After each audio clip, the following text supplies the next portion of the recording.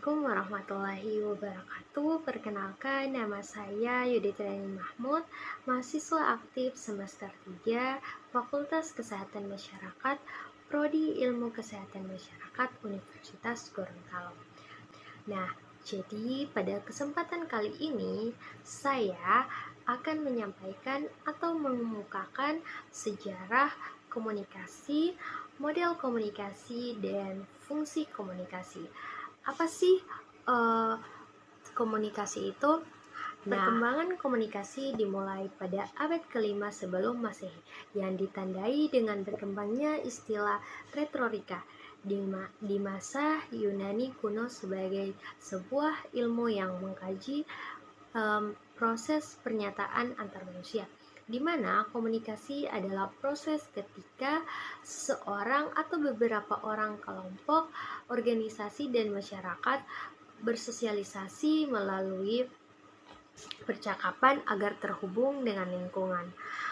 Menurut Aristoteles, definisi komunikasi adalah usaha yang berfungsi sebagai alat warga masyarakat dalam berperan serta dalam demokrasi. Nah, berikutnya ada model Aristoteles. Ini terdiri dari beberapa komponen. Yang pertama itu ada speaker. Speaker itu adalah orang yang menyampaikan pesan. Kemudian ada space, itu berupa pesan itu sendiri. Ketiga, itu ada audience, itu merupakan khalayak atau orang-orang sekelompok yang menerima pesan. Kemudian itu ada efek atau dampak apa yang didapatkan setelah mendapatkan pesan dan ada occasion atau situasi, istilahnya didukung atau dipengaruhi oleh situasi dalam menyampaikan pesan juga. Nah, berikut ada fungsi dari komunikasi. Jadi apa sih fungsi dari komunikasi? Nah, yang pertama ini ada komunikasi bisa digunakan sebagai sosial. Komunikasi sosial, jadi dalam berhubungan bermasyarakat ya, manusia itu kan selain sebagai makhluk individual juga manusia sebagai makhluk sosial. Jadi komunikasi itu sangat penting sekali dan sangat dibutuhkan sekali sebagai peran manusia sebagai makhluk sosial.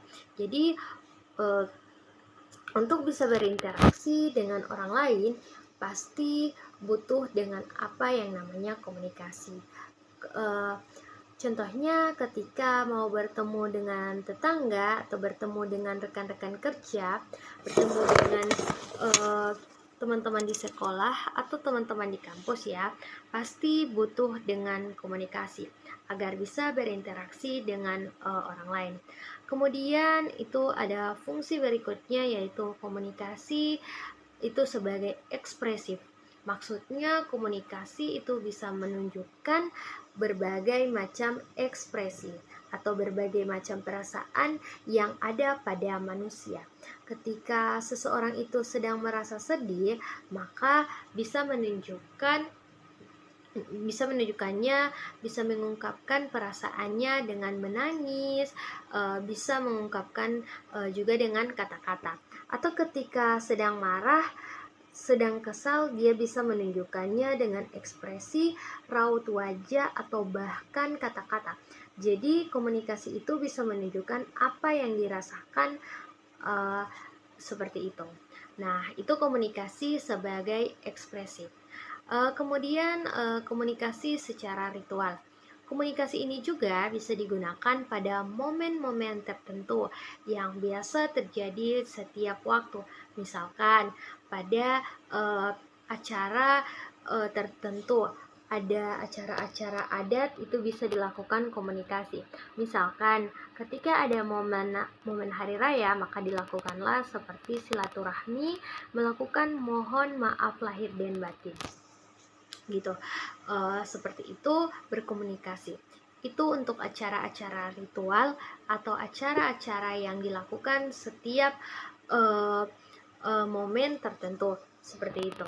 Kemudian komunikasi secara instrumental. Jadi, komunikasi itu sebagai alat untuk mencapai tujuan atau menyampaikan sesuatu.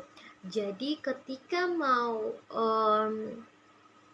melakukan sesuatu atau menyampaikan sesuatu, itu bisa dilakukan dengan berkomunikasi, atau ingin mencapai sesuatu atau ingin mewujudkan sesuatu juga bisa dilakukan dengan komunikasi seperti itu.